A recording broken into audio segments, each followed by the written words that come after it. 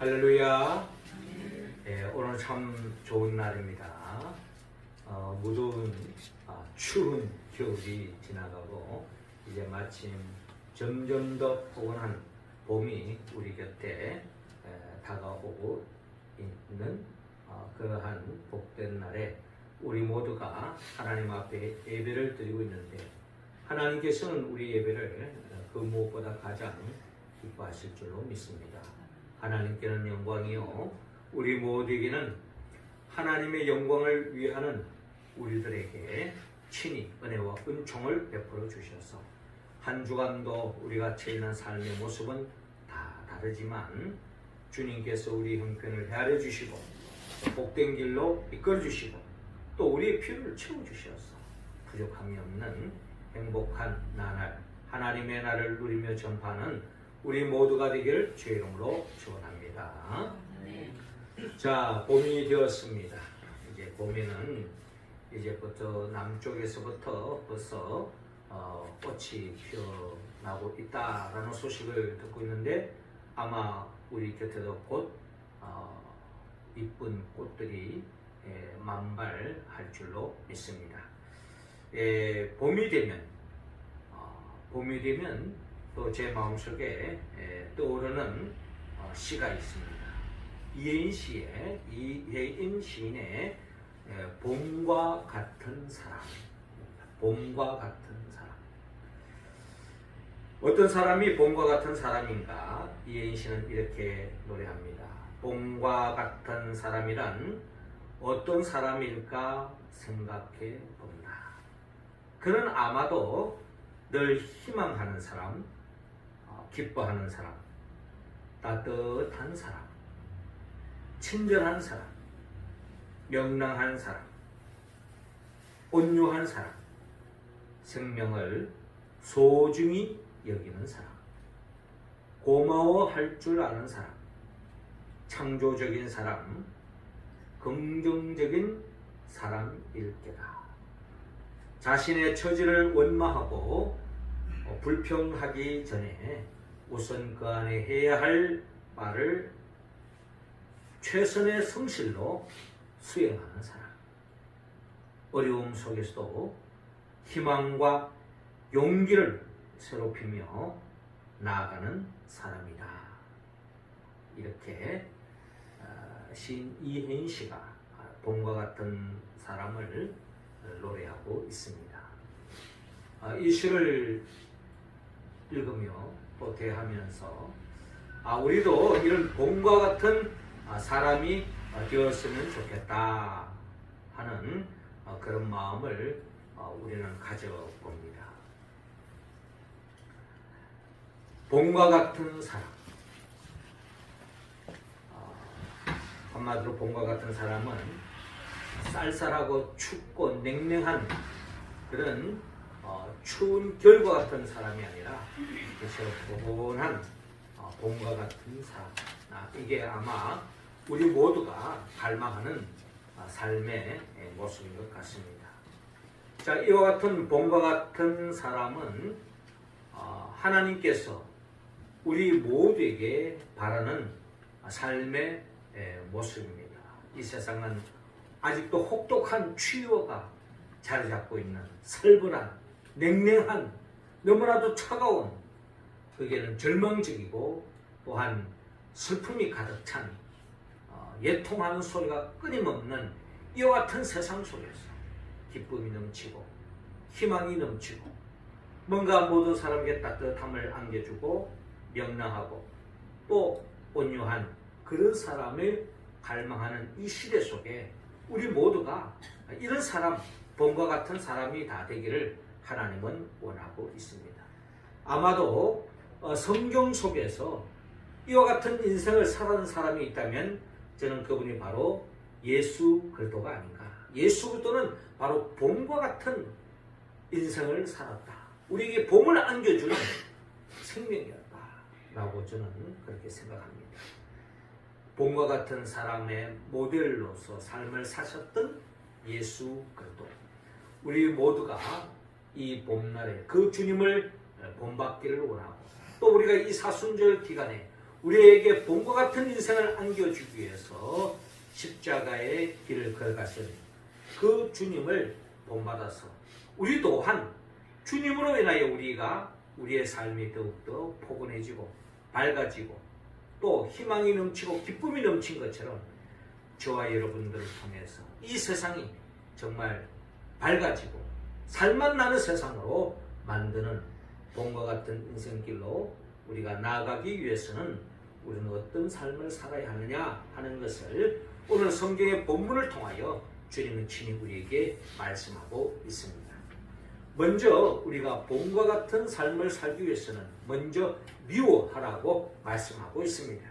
25절 우리 같이 한번 읽어봅시다. 시작. 자기 생명을 사랑하는 자는 잃어버릴 것이요 이 세상에서 자기 생명을 미워하는 자는 영생하도록 보존하리라. 아멘. 자, 오늘 성경 본문 25절에 자기 생명을 사랑하는 자는 잃어버릴 것이요 이 세상에서 자기 생명을 미워하는 자는 영생하도록 보존하리라. 무엇을 미워하느냐? 자기 생명을 미워해라 라고 오늘 주님께서 우리에게 말씀하고 있는 것입니다. 자, 이 말씀을 하게 된 맥락은 이렇습니다. 오늘 본문 23절은 이렇게 시작하고 있죠. 예수께서 대답하여 이르시되 인자가 영광을 얻을 때가 왔도다 라고 말씀하고 있습니다. 자, 요한복음 12장에 이르러서 예수님께서 이제 인자가 영광을 얻을 때가 왔다. 이 말은 다른 말로 말하면 내 자신이 영광을 얻을 때가 왔다라는 말도 되지만 내 삶을 통해서 하나님께 온전히 영광 돌리는 때가 왔다. 이제 이렇게 우리가 해석을 해도 해석할 수가 있을 것 같습니다. 자, 그러면 예수님 자신이 또 예수님은 하나님과 동일체이기 때문에 하나님께 영광 돌리는 방법을 먼저 말씀을 하고 있는데 오늘 본문 24절에 내가 진실로 너희에게 이르노니 한 알의 밀이 땅에 떨어져 죽지 아니하면 한 알 그대로 있고 죽으면 많은 열매를 맺느니라 라고 말씀하고 있습니다. 주님께서 친히 말씀하신 바 한 알의 밀이 땅에 떨어져 죽지 아니하면 한 알 그대로 있고 죽으면 많은 열매를 맺느니라. 이 말씀은 아마 우리가 보편적으로 특별히 이 봄날이 되면은 우리 모두의 마음속에 떠오르는 자연을 통하여서 느낄 수 있는 말씀입니다. 묵은 땅을 갈아엎고 농부가 그 묵은 땅에 씨앗을 뿌리잖아요. 그 씨앗이 뿌려진 씨앗들이 그저 하나 그대로 가만히 있으면 영원히 가만히 있는 것이 아니고 결국 썩어서 그냥 한 줌의 흙 속에서 먼지 속에서 사라지는 겁니다. 근데 그 씨앗이 땅 속에서 죽어질 때에 여기서 말하는 죽어진다는 것은 썩어지는 개념이 아니고 하나님의 뜻을 따를 때에 하나님의 뜻대로 자연적인 현상에 맡길 때에 죽어짐으로 인하여 그게 많은 열매를 맺을 수 있다라는 말씀을 우리에게 들려주고 있습니다. 이 말씀은 결국 주님은 이 세상에 영원한 생명을 우리 모두에게 안겨주기 위하여 영원한 생명이지만 죽어지는 하나의 미랄로스의 삶을 사시는 예수를 오늘 본문을 통하여 우리는 바라볼 수 있습니다. 죽어지는 많은 열매를 맺기 위해서 죽어지는 하나의 미랄로스의 삶은 어떤 삶이냐? 오늘 성경 본문의 말씀에 25절을 보니까 자기 생명을 사랑하는 자는 잃어버릴 것이요 이 세상에서 자기 생명을 미워하는 자는 영생하도록 보존하리라 라고 주님께서 말씀합니다. 자, 25절 말씀을 표면적으로 우리가 읽어보면 자기 생명을 사랑하는 자는 잃어버릴 것이요 이 세상에서 자기 생명을 미워하는 자는 영생하도록 보존하리라 라고 말씀하고 있는데 여기서 자기 생명을 미워해야 한다라는 말씀을 하는데 이 생명은 성경에는 이 생명이라고 하는 이 단어를 여러 종류로 이렇게 표현하고 있습니다. 쉽게 우리가 바이오라고 하는 비오스라는 표현이 있고요. 또 하나는 푸시케라고 하는 생명이 있는데 이 푸시케는 육체적인 생명을 이야기하고 있습니다. 그런데 또 이 생명에 조에라고 하는 생명이 있습니다. 이 생명은 우리 모두가 소망하는 영원한 생명, 영적인 생명, 영원한 생명을 이야기하고 있는 것입니다. 그래서 오늘 본문에 자기 생명을 사랑하는 자 하는 이 생명은 푸시케라, 헬라어를 보면 푸시케로 적혀 있습니다. 한마디로 육체적인 생명, 우리 한글식으로 그대로 표현한다면 우리가 보통 표현하는 목숨 이렇게 표현할 수 있겠죠. 그래서 자기 목숨을 사랑하는 자는 잃어버릴 것이요 이 세상에서 자기 목숨을 미워하는 자는 영생하도록 보존하리라 하는 이 영생은 조회로고 표현되어 있습니다. 영원한 생명을 말하는 거죠. 영생, 우리가 추구하는 생명, 조회를 이야기하고 있는 것입니다. 그러니까 이 말씀은 한마디로 말해서 육체적인 생명을 사랑하는 사람은 영원한 생명을 잃어버릴 수밖에 없다. 그러나 영원한 생명을 사모하는 사람, 영생을 추구하는 사람은 결국 육체적인 생명보다 영원한 생명을 사랑하는 사람은 하나님의 뜻 가운데서 육체적인 자기의 생명, 육체적인 생명을 미워할 수도 있다라고 하는 말씀으로 우리가 이해할 수가 있겠습니다. 자, 예수님께서 자기 생명을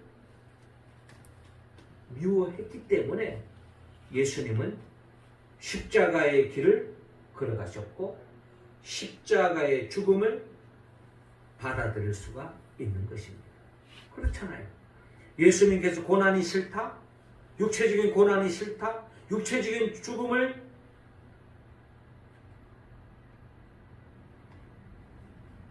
받아들이지 않았더라면 아마 자기의 육체적인 목숨에 급급했다면 주님은 십자가의 길을 외면했을 것이고 십자가의 죽음을 받아들이지 않았을 것입니다.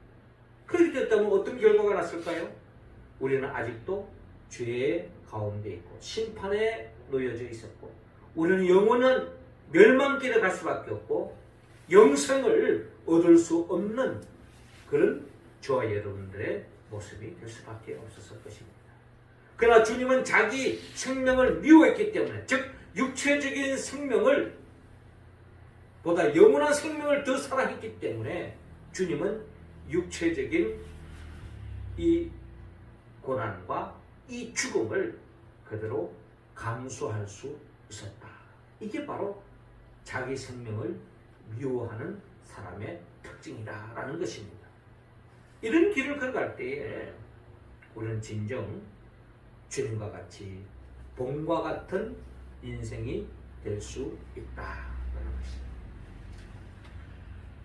주님의 십자가의 고난, 주님의 십자가의 죽음, 그것은 자기 목숨, 자기 생명을 미워했기 때문에 가능했다. 주님은 우리에게 영원한 생명을 안겨주기 위하여 고난과 죽음을 그대로 받아들였다. 이사야 53장 5절에 그가 찔림은 우리 허물 때문이요 그가 상함은 우리의 죄악 때문이라. 그가 징계를 받음으로 우리는 평화를 누리고 그가 채찍에 맞음으로 우리는 나음을 받았도다 라고 말씀하고 있습니다.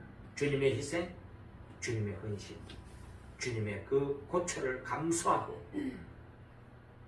그 찔림, 그 상함을 고스란히 받아들이기 때문에 우리에게는 평화와 나음을 얻을 수 있게 되었다고 이사야 선지자는 말씀하고 있습니다. 주님의 고난과 십자가는 너무 추상적으로 생각할 것이 아니라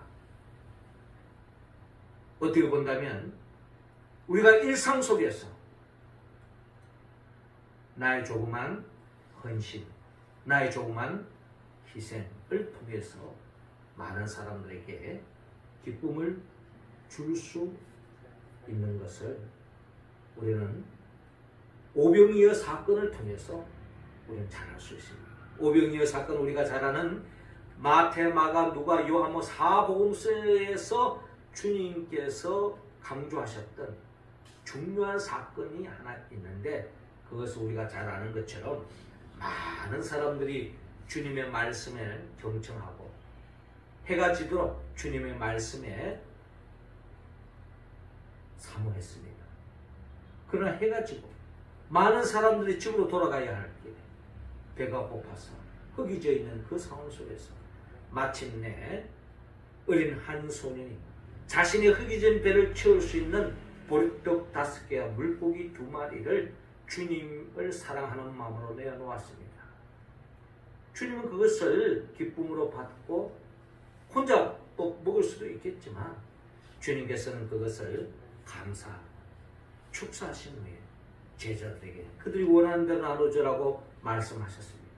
이로 인하여 모든 사람들이 배불리 먹고 12강조리가 남았다라는 이야기가 사복음서에 기록되어 있는 것을 볼 수가 있습니다.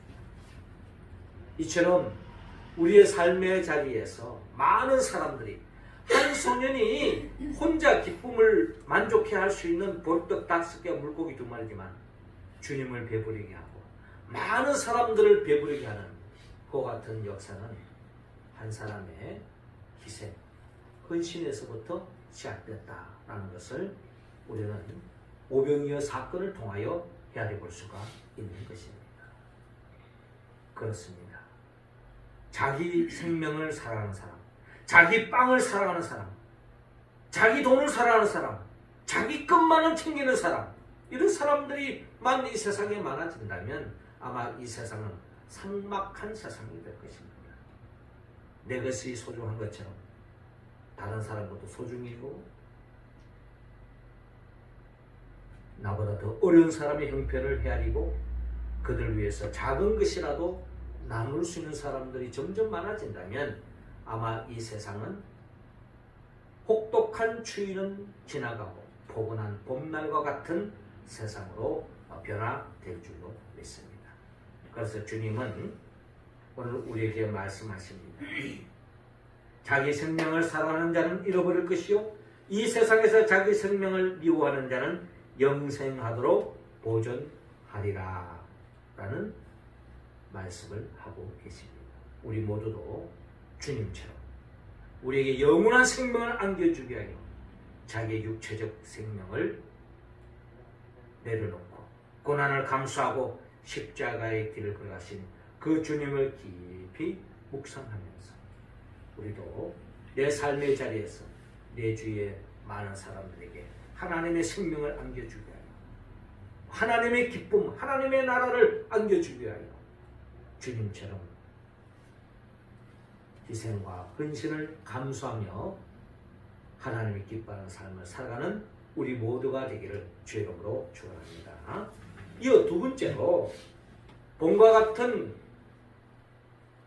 사람이 되기 위해서는 오늘 보면 27절을 통하여 거절하라고 말씀하고 있습니다. 27절 우리 같이 한번 읽어볼까요? 시작. 지금 내 마음이 괴로우니 무슨 말을 하리요? 아버지여 나를 구원하여 이때를 면하게 하여 주옵소서. 그러나 내가 이를 위하여 이때에 왔나이다. 아멘. 자, 오늘 본문 27절에 지금 내 마음이 괴로우니 라는 말씀을 합니다. 그러니까 예수님이 괴로워하는 것은 아주 인간적인 거예요. 그렇잖아요.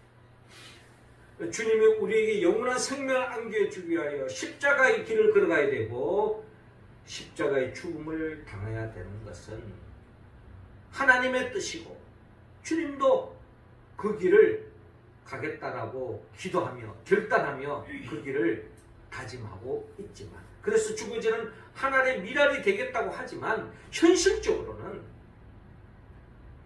죽어지는 하나님의 미랄이 된다고 하는 것은 철저한 나의 희생, 나의 고통이 따라오기 때문에 인간적인 손해가 있기 때문에 이걸 감당하기 주님도 인간의 몸으로 오셨기 때문에 주님도 힘들어하신 것을 오늘 본문 27절에 잘 나타나 있습니다. 지금 내 마음이 괴롭다라는데 무슨 말을 하리요? 아버지여 나를 구원하여 이때를 면하게 하여 주옵소서. 아마 이 말씀은 우리가 잘 아는 마태복음에 주님께서 겟세마네 동산에서 기도한 내용을 우리가 연상케 되어집니다. 그렇잖아요. 예수님께서 제자들과 함께 겟세마네 동산에 올라가서 땀방울이 핏방울에도 기도합니다. 주님이 끊임없이 기도의 내용은 하나님의 뜻을 이루기 위해서 기도했지만 그러나 막상 십자가에 못 박혀 죽기 전날에 주님께서 얼마나 힘들으셨던지 주님 이 잔을 내게서 지나가게 하옵소서. 이 잔을 내게서 지나가게 하옵소서. 오늘의 본문의 표현에 하면 나를 구원하여 이때를 면하게 하여 주옵소서. 그런 기도를 드렸던 겁니다. 왜? 너무 힘들다. 많은 사람들에게 행복을 주게 하여 하나님 나라를 안겨주게 하여 영생을 안겨주게 하여 위해서는 참 좋지만 현실적으로는 내가 채찍에 맞아야 되고 못에 찔려야 되고 창에 찔려야 되고 채찍에 맞아야 되고 피를 흘려야 되고 가시면류관을 써야 되고 물과 피를 다 쏟아내야 되고 십자가의 죽음이라고 하는 이 현실 앞에 너무 감당하기 힘든 게 현실입니다. 이상은 모든 인류를 행복해 하기 위해서 영생을 주기 위하면 당연하지만 현실적으로는 너무 아프다는 거예요.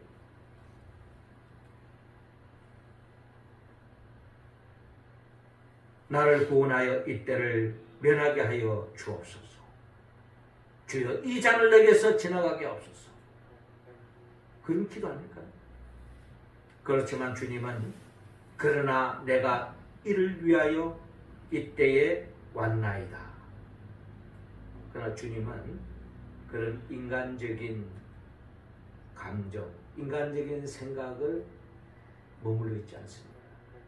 주님은 한 걸음 더 나아가 그러나 내가 이를 위하여 이때에 왔나이다. 하나님의 뜻을 이루기 위해서 이 땅에 왔습니다. 이게 바로 주님의 고백입니다. 주님의 결단입니다. 그래서 주님은 겟세마네 동산에서 그렇게 기도하지 않았습니까? 이 잔을 내게서 지나가게 하옵소서. 그러나 나의 원대로 마옵시고 아버지의 원대로 하옵소서. 이게 주님의 기도의 내용이었고 주님의 결단이었습니다. 그 결단, 자기 생각을 거절하고 자기 인간적인 생각을 거절하고 영적인 하나님의 뜻을 따랐기 때문에 결국 하나님의 뜻을 이루고 우리 모두는 구원의 길이 열렸던 것입니다. 저희는 하나님의 자녀가 된 것, 영생을 얻게 된 것, 바로 주님의 이 결단에서부터 시작되어졌다는 것입니다. 나의 원대로 마옵시고 아버지의 원대로 하옵소서. 그래서 28절에 아버지여 아버지의 이름을 영광스럽게 하옵소서 하시니 이에 하늘에서 소리가 나서 이르되 내가 이미 영광스럽게 하였고 또다시 영광스럽게 하리라 하시니라고 말씀합니다. 바로 이 주님의 이 십자가를 통해서 하나님이 영광 받으시고 주님 친히 죽으시는 하나님의 미랄이 되시기 때문에 친히 영광의 자리에 이르게 되었다라는 말씀인 것입니다. 그렇습니다. 우리가 하나님의 나라를 얻게 된 것, 영원한 생명을 얻게 된 것, 주님이 철저하게 하나님의 뜻을 따랐기 때문입니다. 예수님이 이 땅에 오셔서 처음으로 베푸는 기적이 바로 요한복음 2장의 가나의 혼인잔치 아닙니까? 그 가나의 혼인잔치가 물이 포도주로 변화되어서 모든 사람들이 기쁨을 만끽하는 하나님의 나라를 맛보는 역사가 일어납니다. 그 역사, 거기에는 예수님께서 하인들에게 항아리에 물을 채워와라. 그리고 물을 떠서 얘네장에 갖다 주라. 그 말씀에 순종하는 그 종들로 인하여서 그 가나의 혼인 잔치집에 기쁨이 끊이지 않고 넘쳐나는 역사가 일어난 것은 이 종들이 주님의 그 황당한 말씀이지만 그대로 순종에 따르는 결과였다는 것입니다. 그렇습니다. 우리는 자기 생각을 내려놓고 주님의 생각을 붙잡아야 합니다. 자기 생각을 거절하고 철저하게 주의 말씀에 순종해야 됩니다. 때로는 그 말씀이 황당하기도 합니다. 그 말씀이 내 생각과 다를 수도 있습니다. 그러나 그 말씀에 순종한 자만이 하나님이 안겨주는 기쁨을 얻을 수 있습니다. 우리 신앙의 여정은 바로 이 훈련의 연장입니다. 하나님께서 아브라함에게 본토 친척 아비 집을 떠나라라고 말씀했을 때 아브라함은 70평생을 살아왔던 그 고향 땅을 떠나는 것 결코 쉬운 이야기가 아닙니다. 그리고 우리가 잘 알다시피 그가 100세에 이르러서 얻은 그 이삭을 하나님이 지시하는 산에 바치라고 말했을 때 그 쉬운 이야기입니까? 그러나 아브라함은 황당하지만은 자기 생각을 내려놓고 하나님의 말씀에 그대로 순종의 길을 걸어갔을 때에 하나님이 예비해 놓으신 그 복을 차지할 수 있지 않았습니까? 그 순종을 통해서 아브라함의 복에 아브라함이 복을 받는 것으로 머물지 않고 그 후손이 자자손손 복을 받는 역사가 일어나는 것처럼 저와 여러분들이 하나님의 말씀에 순종할 때에 내 생각을 내놓고 주님의 뜻을 따를 때 나의 원대로 모합시고 아버지의 뜻대로 했을 때 내 자신이 복받을 뿐만 아니라 나로 인하여 내 자녀들과 내 후손들과 내 주변 사람들이 복받는 역사가 일어날 줄로 믿습니다. 그게 바로 이혜희 시인이 말하는 봄과 같은 사람, 봄과 같은 인생이 아닐까요? 이어 주님께서는 오늘 본문 32절을 통하여 우리가 봄과 같은 사람이 되기 위해서는 지고 가라고 말합니다. 지고 가라. 32절 우리 같이 한번 읽어봅시다. 시작. 내가 땅에서 들리면 모든 사람을 내게로 이끌겠노라 하시니. 자, 이어지는 32절을 보니까 내가 땅에서 들리면 모든 사람을 내게로 이끌겠노라 라고 말씀합니다. 여기서 땅에서 들린다는 말은 뭘까? 우리가 지난 주일에 나누었던 말씀처럼 예수님께서 요한복음 3장에 인자가 들려야 하리라. 그 말씀의 역사적인 맥락은 이렇습니다. 이스라엘 백성들이 광야에서 하나님 앞에 원망하고 불평하다 불뱀에 물려서 죽음에 이르게 되었잖아요. 그때 모세 하나님 앞에 살려달라고 기도합니다. 그때 살 길을 내어주죠. 하나님께서 노수로 만든 뱀을 만들어서 장대에 매달려서 높이 들리라. 그래서 많은 사람들이 그 녹뱀을 보기만 하면 나을 수 있다 라고 말씀합니다. 백성들이 그대로 선포하고 모세는 하나님 말씀을 그대로 순종하여 노수로 만든 뱀을 장대에 달아서 높이 들렸습니다. 그래서 모든 사람들이 하나님 말씀대로 순종하여 그 녹뱀을 보는 순간에 죽음의 자리에서 벗어나는 구원 얻는 역사가 일어났던 것처럼 예수님께서도 들려야 하리라. 마치 녹뱀이 장대에 높이 들리는 것처럼 주님께서 십자가에 매달려서 죽는 사건을 그렇게 주님은 오늘 본문 32절에 내가 땅에서 들리면 이라고 표현합니다. 내가 십자가에 못 박혀 죽으면 모든 사람을 내게로 이끌겠노라. 모든 사람을 주님이 이끌어갑니다. 어디로 이끌어가느냐?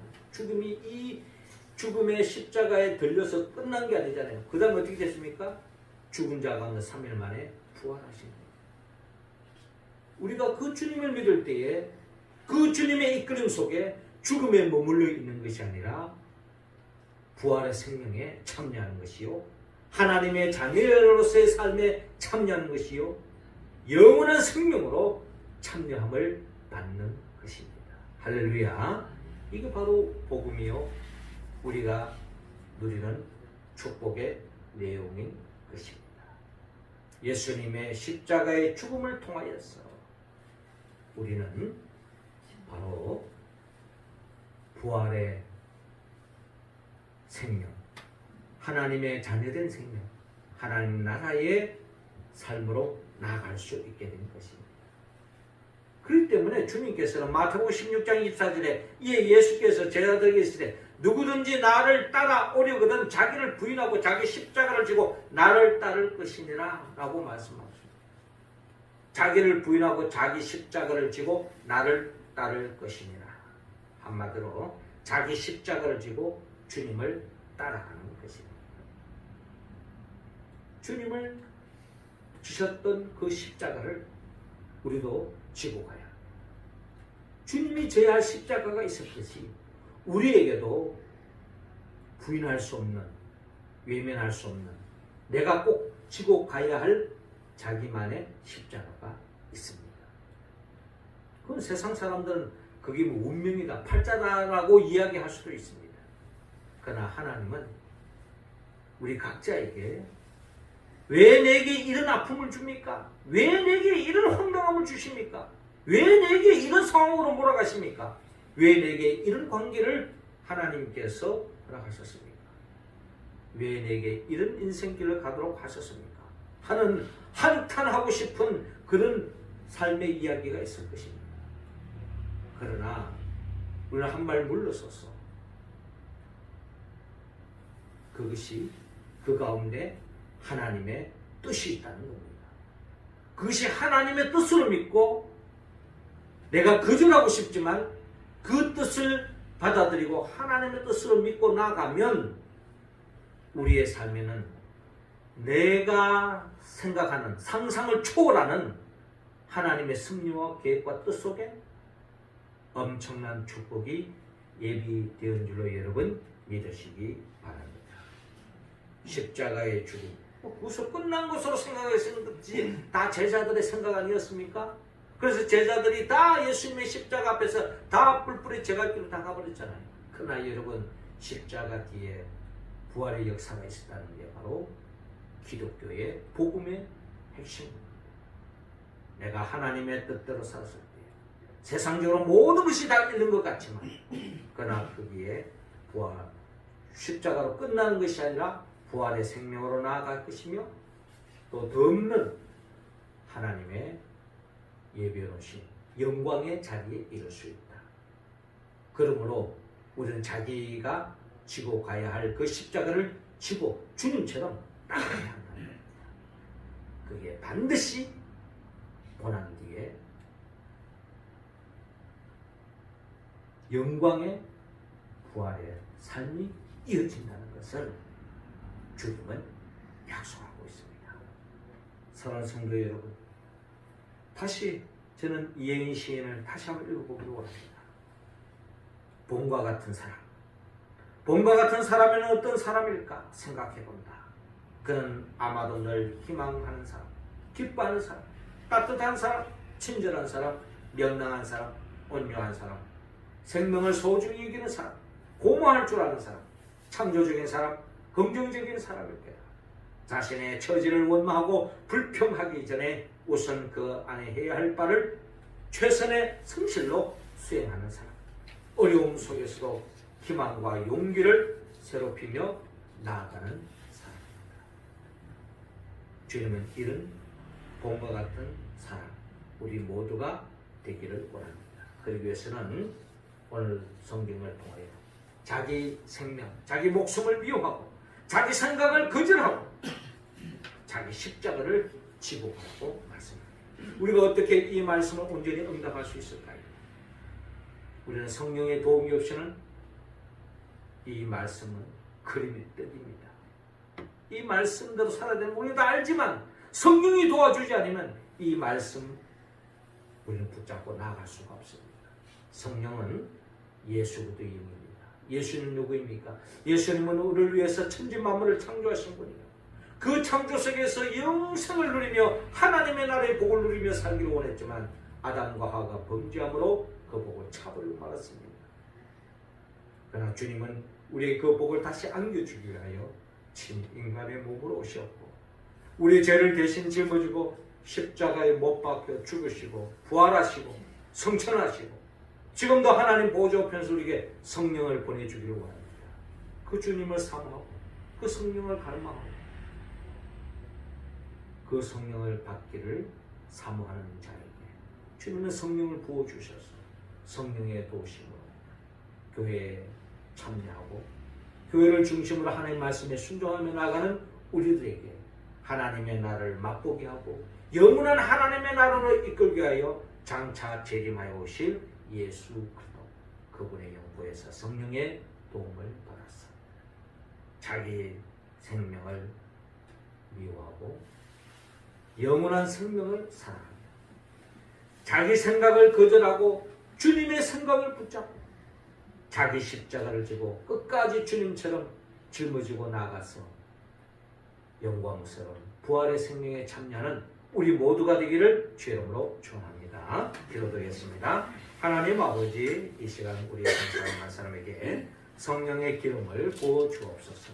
성령 충만함으로 말미암아 자기 생명을 미워하고 영원한 생명을 붙잡게 하여 주옵시고 자기 생각을 내려놓고 하나님의 생각을 뜻을 이루게 하여 주옵시며 자기 십자가를 지고 주님처럼 그 길을 걸어갔습니다.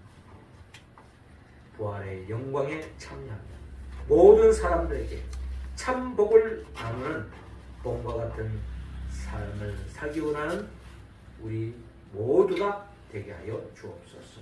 예수님의 이름으로 기도하옵나이다.